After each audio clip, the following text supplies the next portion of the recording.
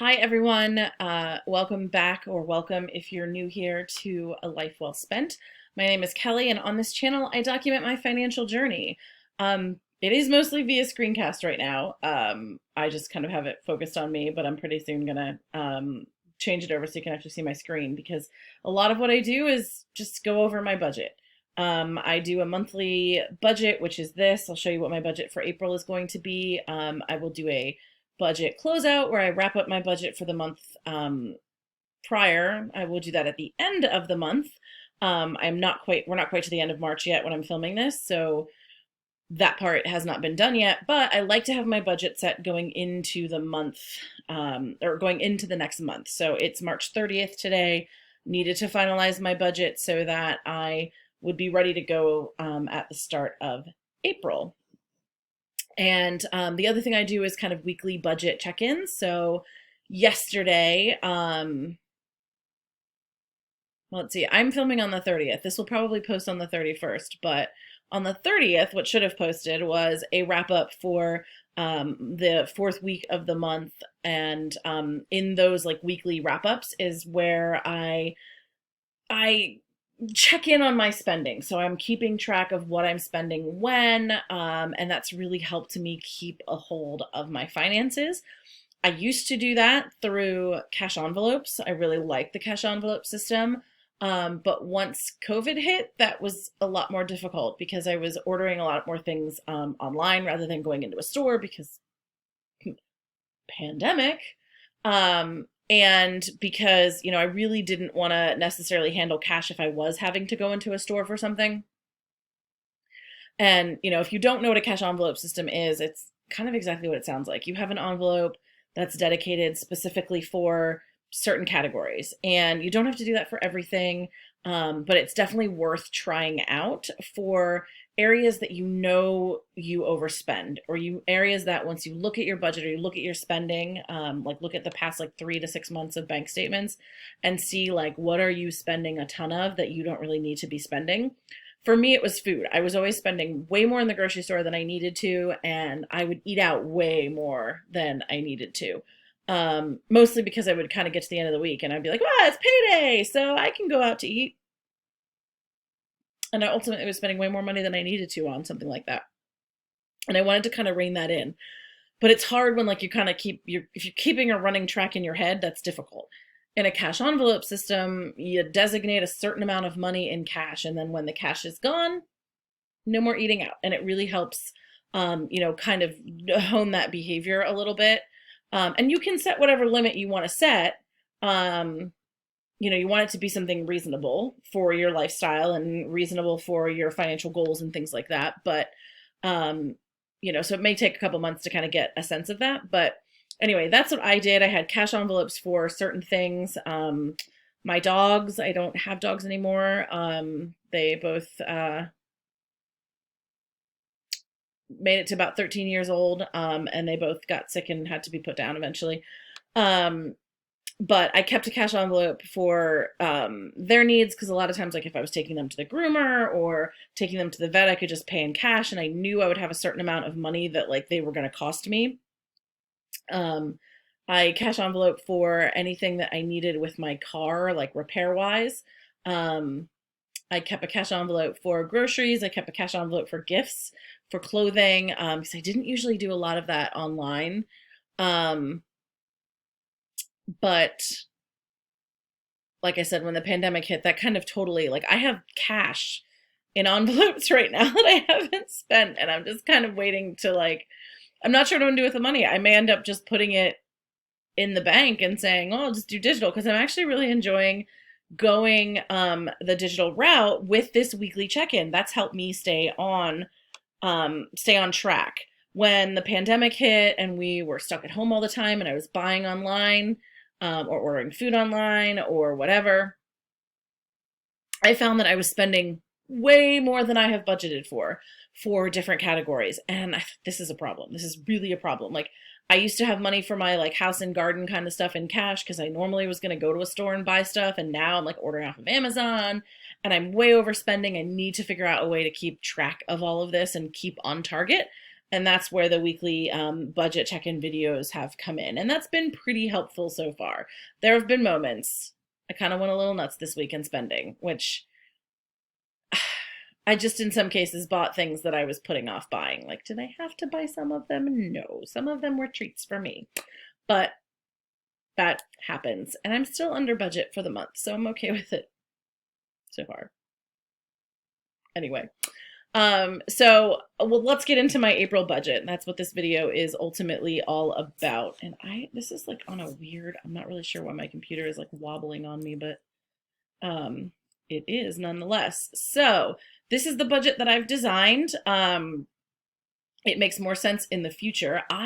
This will be the first month where I have gone back down to just one job. So in the past, I've had a part-time job and I've been able to factor in kind of a guesstimated income. And I kind of put it at the low end. And I figure like this will be the absolute minimum I'm going to make at this job.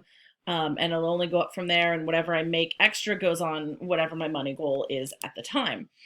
But I left that job last month. Hallelujah. It was beyond time. So I don't have that income anymore to work with, which honestly stresses me out a little bit. Not as much as it stressed me out to have the job, but it does stress me out a little bit. I mean, it was probably close to $1,000 a month, some months, anywhere from like $800 to $1,200 a month. That is so hard to give up. So hard to just cough up. But I get my time back. I mean, I went to work a couple weeks ago for the first time. Well, I quit my job. Then I had to go on quarantine because I got COVID. And then, which was frustrating because I was like, oh, this is a time I definitely could have like made a lot more money while I was at home and couldn't go into my regular job. So I had one day, before we ended up having to shut down because our COVID numbers got too high, but I had one day where I could go into work, come home, and not have to do the second job. And I was like, this is glorious and I love it. And I should have done this sooner. But at any rate, so I'm glad to no longer have the job, but yeah, it's kind of a bummer to not have the money either. So with that in mind, all I really have is like my miscellaneous extra income, not really expecting to ever put much there. Every once in a while, well, once a year we do, there's like a wellness thing in my work, and I always get the max award out of that. So I put that in there. If I'm getting something refunded or something like that, that'll go in there. If I paid for somebody, something for somebody and they paid me back or whatever, that'll go in there. But for the most part, I expect that to honestly be blank. This error message basically just comes in because it's dividing by something that doesn't exist yet because there's no actual figures in here. But if you watch any of my other budget videos, I just bumped my computer. If you watch any other of my budget videos, you can see that like that will go out. It'll tell me how much of my budget each of these income pieces are. I expect to make about $2,905.60 in my job. I work in education. Hallelujah there. And then my mother gives me some money, and this is to cover a couple of different things. When I went to college, we had a deal back way too long ago. My parents would pay for my education. Now they, at the time, like took out some loans and they wanted me to take out student loans for the rest of it, but they have paid it. Now, I'm saving up money to actually pay that off sooner, because ultimately, like if my parents weren't able to pay or were no longer willing to pay, or they both drop dead tomorrow or something, I would ultimately be on the hook for paying that. So I want to actually get it paid off. And so I'm working towards that. But they give me the money for the monthly payment, basically. So that's what we put on there. And then the $25 is actually is a cell phone payment. And ultimately what we do here is I own the plan and we share 1 gigabyte of data. Mostly because we pretty much go to work and go home and we both can get on the internet in both places. So we aren't really using any data. And the plan itself is actually really cheap. It has been more in the past, but that's because my mother was paying off her cell phone. And last month we actually just paid it off because I think there was like 3 payments left or something. And she went like, oh, well, I'll just give you the money for it and pay it off. So the phone itself is paid off. We're not quite sure what the actual total of the bill is going to be. I know that I pay $12 for the insurance on my phone. I pay $6 to split a gig of data with her. And then it's about $4 in fees and whatnot. So I pay like anywhere from like $22, $23 around there, depending on, some months the fees are a little higher and some months they're lower. And she was paying more because she was paying about $33, $34 on her phone. So we're not quite sure what that's going to look out with taxes and fees and things like that, but I'm anticipating it's not going to be over $25, and she may just round up to $25 anyway because she got herself an extended iCloud storage and accidentally paid. We have a family share plan, and she accidentally paid with my card, which is fine. I really don't care. And ultimately that's probably going to get wrapped up into that anyway, but we're not quite sure what the total of that's going to be. And same thing when I put my cell phone, I've just kind of guesstimated what that's going to be, but we'll know for sure later. And so in my my budget, I actually keep a list of my transactions here, which I really like. And I just type them in. I have these all categorized, and then they will populate and add up into these categories so that I don't have to go and like filter through and see, okay, how much did I spend on personal? If it comes out of the personal budget category, wherever it is, it will populate into here. So that's a really handy, like that was not as difficult to set up as it sounds, but it's been an awesome time saver that I really like. So changing my budget around all the time. So I give $100 or I keep $100 for giving purposes. I've made a note for me this month. We just got word that somebody that I work with, their spouse died of COVID. Which really sucks. Actually, really, really sucks. I feel awful for this person. Truly awful. This person also like lost a parent last year. I want to say last year, pre-COVID. I don't think it definitely was not related to COVID. I think it was before COVID, but that doesn't really make anything any easier as far as that goes. So they've just dealt with a lot of awful stuff. So I anticipate that we're gonna all put money in as a collection to get this person something as a sympathy gift. But we've had to shut down because of COVID, and we will then be closed until after Easter break. So I don't really know what that's going to look like until another week and a half, probably. So at any rate, I just kind of put a note there that like that money, this is going to go towards whatever collection we're taking up for that person. My mortgage is $676.03. My electric bill has gone back down to $44.45. I still have no explanation for its ridiculous jump last month.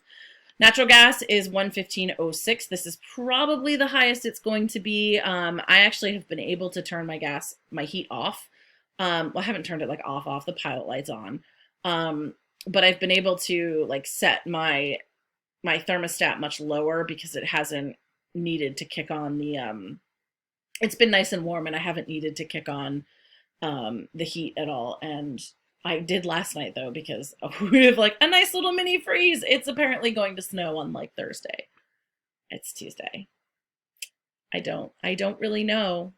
I don't know what that's about, but I'm ready for spring, and I'm a little annoyed that I have flowers that I got to worry about now trying to save, but c'est la vie. Anyway, I will probably have the heat on maybe through Thursday, and then probably starting Friday, I won't really have it on anymore. I would rather just wear a sweatshirt or do this, like kind of curl up in a blanket and warm up rather than spend so much on gas. So the natural gas is only going to go down. In the summertime, it's like $23. It's kind of crazy. Sewer $58, water $18.97. I might start budgeting a little bit higher so I can see what that looks like.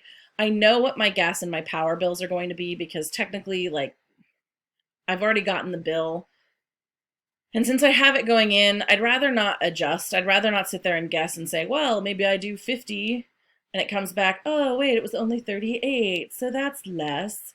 I'd rather not have to play that like weird guessing game. And so since I have it in time to make a budget for the next month, that's when it comes out of my checking account. That's how I count it. Garbage. I put $15 in an account. I don't pay that but once a year, but the $15 goes into a sinking fund to prepare for that. Internet's about 125. It went up. Apparently it went up about 2 months ago, and I didn't realize because I had kind of an overage in there, and they were using the overage. And then last month I owed, which was weird because I was like, wait a minute, how do I owe? I always have like extra. I usually get a bill that's like, you owe minus $597 because I pay it before the bill comes out. And so I'm not quite sure what the actual total for that is anymore because the fees keep changing all the time. So I've made that particular adjustment, and then we'll see exactly what the bill comes in at, and then I can adjust from there. Cell phone, talked about that one already. Groceries, I've left at $200. I am honestly thinking about cutting that down, but we'll see one more month here how things go. The reason I'm leaving it up there right now is because, oh my God, all of my friends have had a chance to get inoculated, except for one who has, I think, just gotten his second shot.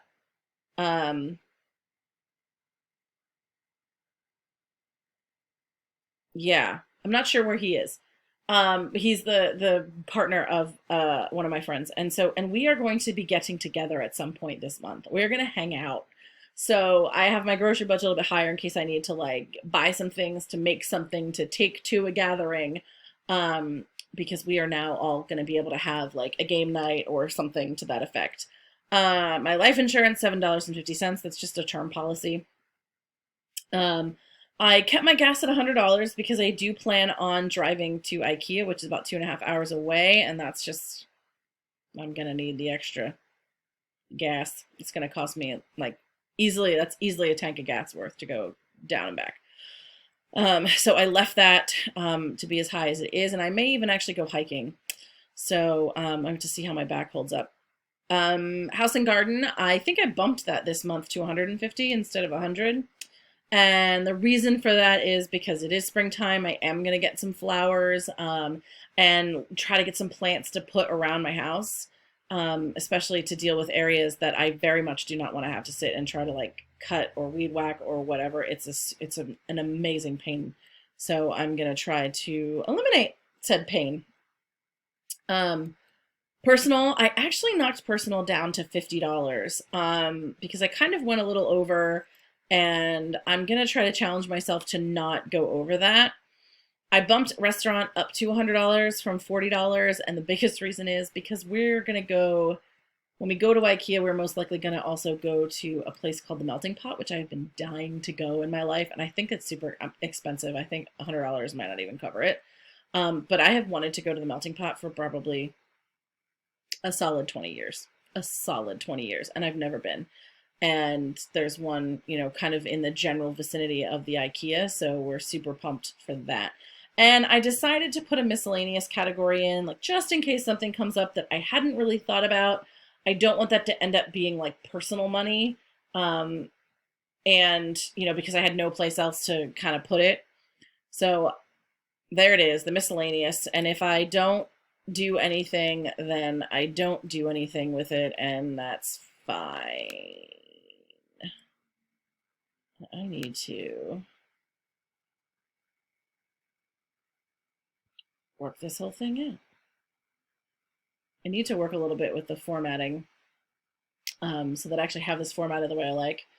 And I don't know if I really care for the colors anyway, and like this, whatever. I'm still working on the visual aspect of it. So I haven't really worried about, if I like this visual, I'll figure out a way to format it so that it stays. But at any rate, my AES is my student loan, so the payment is going to go on that. Don't really pay attention to any of these kind of beginning balance, ending balance things.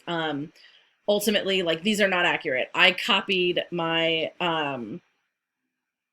my March budget And I haven't changed any of these because what happens is if I click on this and you look, that says test Feb, that's where I had the original balance. So I must have copied the test Feb, I guess. And then I will actually go in and make sure it's pulling from the sheet for March once all of that is totaled. So none of this is accurate. But I do budget $50 for my car repair, car work fund. My battery is dying, so I'm hoping that I hope it's not freezing on yours. $16 to the Nittany Lion Club, $15 for that's my garbage fund that goes, this is where I'm just kind of tracking my sinking funds. I'm budgeting $74 to my giving fund. The 100 comes out at the top, but this is kind of totaled up separately. And then $59 a month to car insurance. And I pay that every 6 months, so I just put that into a sinking fund. The other thing that I do, what I will typically do, because I do a zero-based budget, I will come in here and whatever I haven't spent or whatever I haven't budgeted gets budgeted to put onto my student loan fund, where I am piling up money to be able to pay that off in a big lump sum in the event that there is absolutely no movement on student loan cancellation or debt relief or anything. So like if we manage to get a $50,000 relief, boom, that would take care of it for me. If we only get 10,000, that'll take care of some of it. And I'd like to have a pile of cash to be able to take care of the rest of it. And if by the end of the calendar year, if it's not looking like anything is going to happen on that front, then I may just pay it off and be done with it. Ultimately, like, it doesn't cost me a whole lot of interest or anything like that to keep this for another year. And I would rather like it cost me $600 to not have to pay the total amount of that. What is that, 14,000? Then pay 14,000 and find out like, oh, if I just waited a few months, then I wouldn't have had to pay any of it. So I'm betting I'm going to have to pay it regardless because that's just my luck. But, like I said, in the event that there is some debt cancellation, even if it's just minor, like that would be awesome if it was 10,000. It would be awesome if it was 50,000. That would help out a lot more people in a lot bigger way. And it would get rid of all of mine. But if all I could get was 10, so be it. So be it. It is what it is. So that's the plan. I do also do kind of a weekly spending breakdown of like what I'm spending each week. I did, however, make a note down here. I'm canceling my Match subscription. It was supposed to renew at the end of April, and I went ahead and canceled it. So, I'm just kind of, I don't know. I go through spells where I just kind of get sick of the options and the choices. And I thought at this point, I'm going to need to take a break from it regardless, because I don't know where I'm going to go in my career. I may be moving, I may not be moving. So it seems reasonable to not try to connect with anybody just to move away. So, all right, well, that's when it's due. So I canceled it because that's going to be like another $100 some. So is what it is. And then I kind of calculated about how much I'm going to need to spend on a desk and a bed that I'm going to get, and about how much I'm going to need to spend on a mattress. I'm still thinking about it. I don't want to keep sleeping downstairs.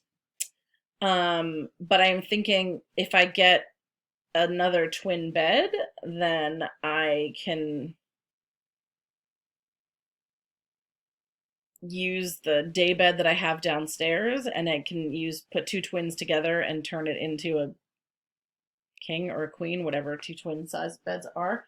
And so that can maybe give me the space that I need. And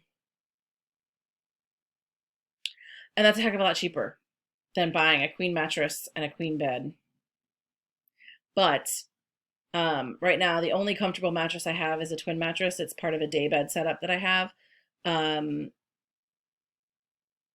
I can't sleep on the bed that I have upstairs, and I'm worried that like I'm really going to mess up my back if I keep trying to sleep um, on that. But I also don't want to sleep downstairs. I have not been having the greatest sleep downstairs. It's really bright down here because it's street level. So there's lots of street lights, and there's a lot of lights from like, like my TV and my internet and everything. So it's not as peaceful and as, sleep conducing as my bedroom is upstairs. So, with that in mind, I think I'm going to bite the bullet and buy it, but we will see. We will see. That's a lot of money that's coming out of the budget. I might just to, right now that's budgeted to my student loan fund. That may end up going to my bed fund instead. But for right now, that's kind of, I'm actually going to take that out.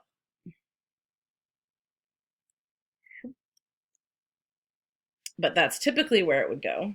And right now I have 9/11 towards that, and so I'll just maybe pull some money from this month and set it aside for that.